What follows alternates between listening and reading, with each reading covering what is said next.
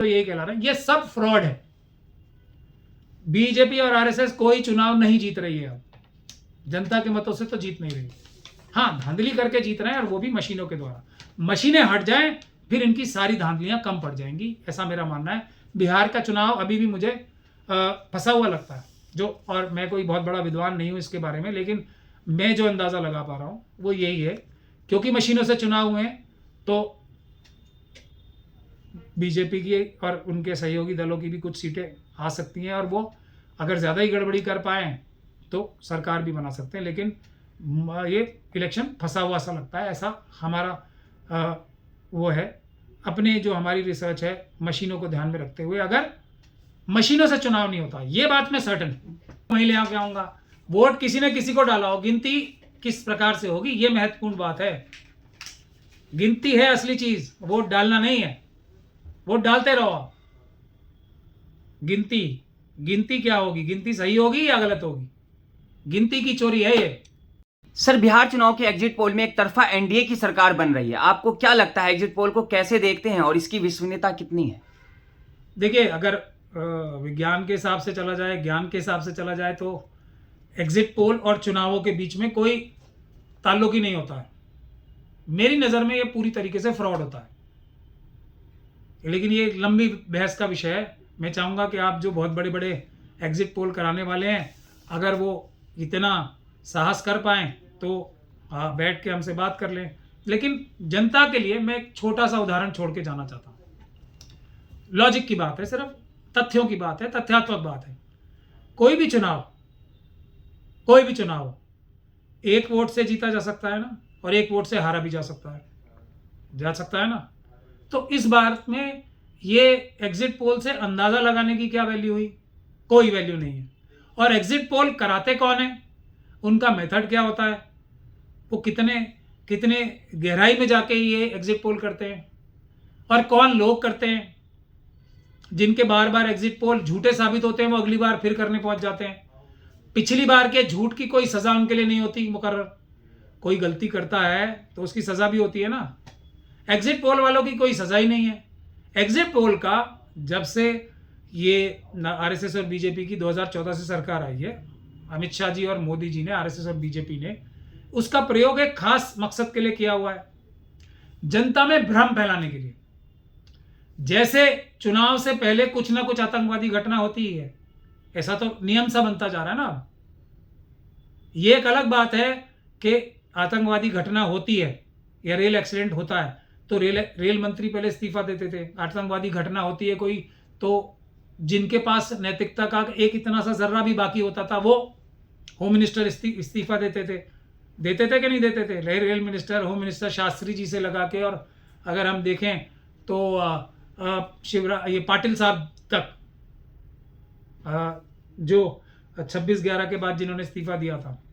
तो नैतिकता का जिसमें एक कण भी होता है, वो इस्तीफा दे देता है कि भाई इतना बड़ा एक घटना हो गई और मेरे वॉच में हो गई, मैं जबकि उसका होम मिनिस्टर हूँ तब हो गई, और एक के बाद एक हो गई, तो कोई भी शर्मसार व्यक्ति तो बिल्कुल इस्तीफा दे देगा। नहीं तो बैठ के ये तो बताएगा, जनता से हाथ जोड़ के माफ़ी मांगेगा, इस बार आखिरी बार माफ़ कर दो, अगली बार से मैं कोई आतंकवादी घटना नहीं होने दूंगा। और चुनाव के पास ही क्यों घटनाएं होती है, उसका भी कोई लॉजिक बता दें। वो तो नहीं बताए जाते। खैर, हम आगे चलते हैं। एग्जिट पोल का जो आरएसएस और बीजेपी है, देखिए चुनाव तो वो सिर्फ जीत रहे हैं वोटों की गिनती में हेराफेरी करके। किसके द्वारा? मशीनों के द्वारा। यही सबसे बड़ा कारण है। यही एक कारण है जिसको रोक लिया जाए तो बीजेपी और आरएसएस को जमानतें बचानी भारी पड़ जाएंगी। तो अब पब्लिक में भी तो माहौल बनाना, कहीं जो स्लीपर सेल्स हैं वो राजनीतिक नेताओं को तो एकदम कंट्रोल कर लेते हैं, हमारी बात सुनने ही नहीं देते। कहीं जनता ही सड़कों पे आ गई, तो उसके लिए माहौल बनाने का काम किया जाता है। धीरे धीरे जनता को तैयार किया जाता है कि जी आरएसएस और बीजेपी ने इस बार इतनी जो है घृणा फैला दी, जो सांप्रदायिक घृणा फैला दी, उसकी वजह से शायद चुनाव जीत गए होंगे। ये जनता को एक भ्रम में डाला जाता है। ये आतंकवादी घटना हो गई, इसकी वजह से शायद लोगों ने वोट दे दिया, वरना तो हर आदमी आरएसएस और बीजेपी से नफरत कर रहा था। ये भ्रम फैलाया जा रहा है। उसी तरीके से ये एग्जिट पोल भी होते हैं भ्रम फैलाने के लिए। अरे यार, वो एग्जिट पोल में भी तो जीत रहे थे, इसका मतलब हम लोग तो समझदार हैं। हमारे बिहार में कुछ लोग ना समझ थे, उन्होंने गलती से वोट दे दिया होगा। ये एग्जिट पोल भी तो यही कहला रहे हैं। ये सब फ्रॉड है। बीजेपी और आरएसएस कोई चुनाव नहीं जीत रही है। अब जनता के मतों से तो जीत नहीं रही। हाँ, धांधली करके जीत रहे हैं, और वो भी मशीनों के द्वारा। मशीनें हट जाएं, फिर इनकी सारी धांधलियां कम पड़ जाएंगी, ऐसा मेरा मानना है। बिहार का चुनाव अभी भी मुझे फंसा हुआ लगता है, और मैं कोई बहुत बड़ा विद्वान नहीं हूं इसके बारे में, लेकिन मैं जो अंदाज़ा लगा पा रहा हूं वो यही है, क्योंकि मशीनों से चुनाव हुए हैं, तो बीजेपी की और उनके सहयोगी दलों की भी कुछ सीटें आ सकती हैं, और वो अगर ज़्यादा ही गड़बड़ी कर पाएँ तो सरकार भी बना सकते हैं। लेकिन ये इलेक्शन फंसा हुआ सा लगता है, ऐसा हमारा वो है। अपने जो हमारी रिसर्च है, मशीनों को ध्यान में रखते हुए, अगर मशीनों से चुनाव नहीं होता, ये बात मैं सर्टन, तो भारतीय जनता पार्टी की 15-16 सीटें आती। 15-16 से जितनी भी ज्यादा सीटें आएंगी वो सब धांधली से आएंगी, मशीनों द्वारा धांधली। सर, तेजस्वी यादव ने प्रेस कॉन्फ्रेंस करके महागठबंधन की सरकार बनने का दावा किया है। उन्होंने ये भी कहा है कि उन्हें 1995 के चुनाव से ज्यादा अच्छा फीडबैक मिला है। तेजस्वी 2 कदम आगे बढ़ते हुए 18 नवंबर को शपथ ग्रहण की बात कर रहे हैं, इस पर आप क्या कहना चाहेंगे? भाई, हमारी तो शुभकामनाएं हैं, लेकिन अगर ये ऐसा हुआ तो उसकी वजह सिर्फ और सिर्फ एक होगी कि जनता ने, बिहार की जनता ने, ना सिर्फ बीजेपी की बड़ी बड़ी धांधलियों को, जो वोटर लिस्ट में धांधली करते हैं, जो लोगों को पैसे देके उंगलियों पे निशान लगाते हैं, जो पुलिस प्रशासन का दुरुपयोग करके लोगों को वोट देने के निकलते टाइम भी रोकते हैं, जो जाली फर्जी मतदान वो कराते हैं। अभी जैसे ये हरियाणा से भी कुछ बता रहे हैं ना लोग, जो विद्वान लोग हैं, जो अपने आप को विद्वान ही विद्वान कहते हैं, कि वो ट्रेनें भर भर के गई हैं। अभी एक ट्रेन में 2000 लोग आएंगे, 10,000 लोग आ जाएंगे, बहुत सारी ट्रेनों में 20,000 लोग आ जाएंगे, उससे कितने वोट की हेराफेरी हो सकती है? इतनी नहीं, जिससे बीजेपी अपनी जमानतें भी बचाए और चुनाव भी जीत जाए। असली स्थिति तो जमानतें जब्त होने की है ना। तो ये सब मिथ्या फैलाने की बातें हैं, और जो लोग ये सब हाईलाइट करके बोलते हैं इस वजह से बीजेपी चुनाव जीत रही है, वो भी लोगों की नजरों पे पर्दा ही डाल रहे हैं। क्योंकि बात क्या है, मोदी जी ने बोल रखा है मशीनों की बात नहीं करनी है, बस बाकी कुछ भी करो, आप मेरे आदमी हो। पेपर बैलेट की बात मत करना, बाकी कुछ भी करो, मुझे कोई फर्क नहीं पड़ता। तो असली 2-4-10,000 वोट इधर उधर कर भी लिए, कुछ लाख वो वोट भी इधर उधर कर लिए, ये फर्जी वोट डलवा के बीजेपी ने, तो उससे सरकार नहीं बन रही उनकी। तो तेजस्वी जी की बात के लिए हम लोग तो दुआ भी कर रहे हैं कि जनता ने इतनी भारी संख्या में मत दिया हो कि ये सारी धांधलियां और मशीनों द्वारा जो धांधली होती है वो भी कम पड़ जाए, तब तेजस्वी जी सरकार बनाएंगे, वरना सरकार नहीं बना पाएंगे। अगर मशीनें भारी पड़ गई, जनता की लड़ाई कोई बीजेपी से थोड़ी है, अब असली लड़ाई तो जनता की लड़ाई हो रही है मशीनों से। तो मशीनों को भी हरा के जनता जितवाएगी, तो तेजस्वी यादव साहब जीतेंगे। सर, एग्जिट पोल के आंकड़ों को ही देखा जाए तो अगर एनडीए की सरकार बनती है तो क्या नीतीश कुमार सीएम बन पाएंगे? अब देखिए, नीतीश कुमार जी सीएम बन पाए या ना बन पाए, मुद्दा यह है कि वो जेल से बच पाएंगे नहीं बन पाएंगे।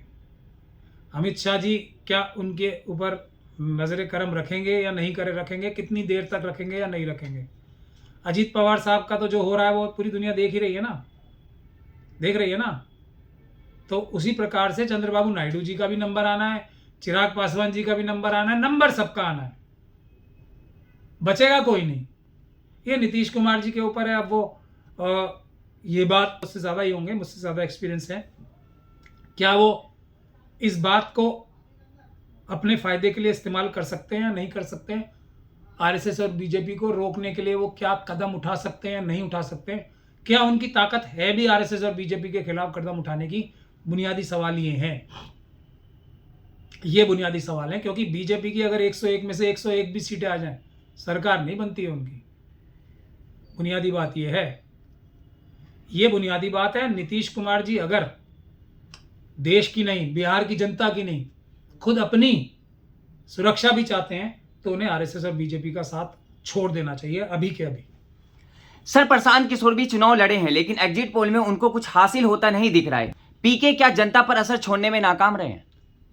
अब फिर आप बेकार, जिनका कोई वजूद नहीं है, उनकी बातें करते हो। वो एक आरएसएस के व्यक्ति हैं, उनको आरएसएस ने खास तौर पे इमेज बना के प्रोजेक्ट किया था।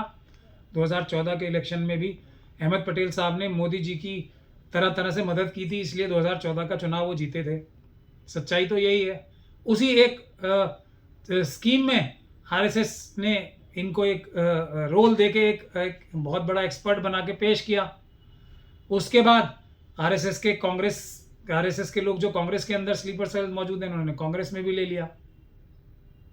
वहाँ कांग्रेस की इतने बड़े कलाकार हैं, तो कांग्रेस की प्रियंका गांधी जी के होते होते 0 सीटें आई, और प्रियंका जी की वजह से नहीं। अगर प्रशांत किशोर जी और उनके बाकी जो चारों तरफ लोग हैं वो ना होते, तब फिर भी बहुत सारी सीटें आ जाती। इन लोगों ने तो पैसे भी लिए होंगे कांग्रेस से, लिए ही हैं, मुझे तो मालूम है, लेकिन मैं फिर भी बोल रहा हूँ, लिए ही होंगे, और मोटे पैसे लिए होंगे। अब तो वो बता भी रहे हैं ना, वो करोड़ों रुपए लेते हैं। पता नहीं क्या वो ऐसी ज्ञान देते हैं जिसके लिए करोड़ों रुपए लोग देने को तैयार हो जाते हैं। ऐसा ज्ञान तो कोई अच्छा ज्ञान नहीं होता, कुछ दूसरे नब तरह का ही ज्ञान होता है। खैर, तो उन्होंने इंश्योर किया कि प्रियंका गांधी जी के भी एक जो उनका एक छवि है उसको नुकसान पहुंचाया जाए। आरएसएस ने ये इंश्योर कराया पीके जी से।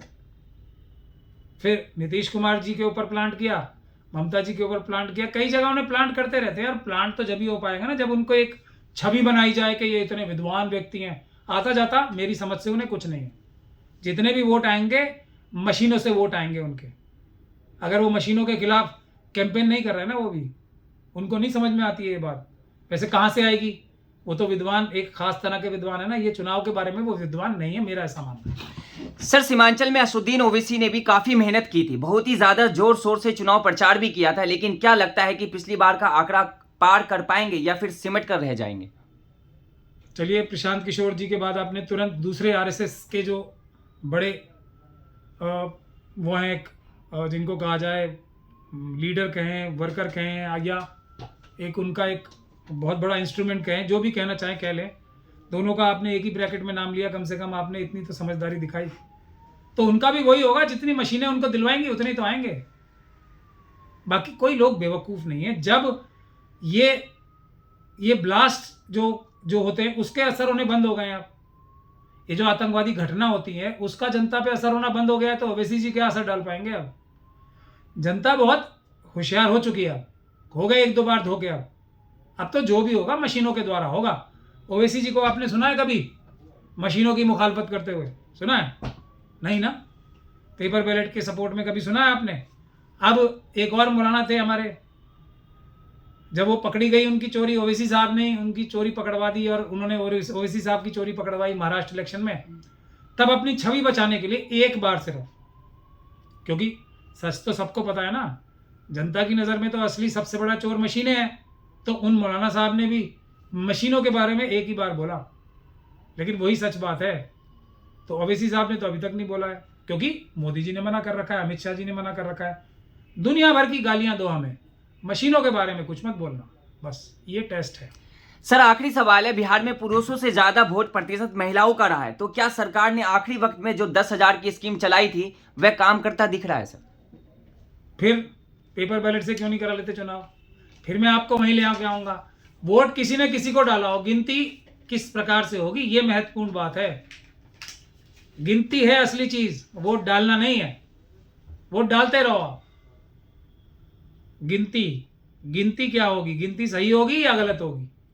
गिनती की चोरी है ये राहुल जी, तेजस्वी जी, ममता बनर्जी साहिबा, मायावती जी, सबसे ऊपर अखिलेश यादव जी, हमारे स्टालिन साहब, सीएम केरला, ये सब लोग गिनती की चोरी बोलना शुरू करें। वोट चोरी गिनती की चोरी से होती है। जिस दिन हमारी बात मानना शुरू करेंगे, आज मान लें, आज से फायदा होना शुरू हो जाएगा, कल मान लें, कल से होना शुरू होगा। बिहार का रिजल्ट आने ही वाला है, उसके बाद मिलेंगे अब आपको 14 तारीख के बाद।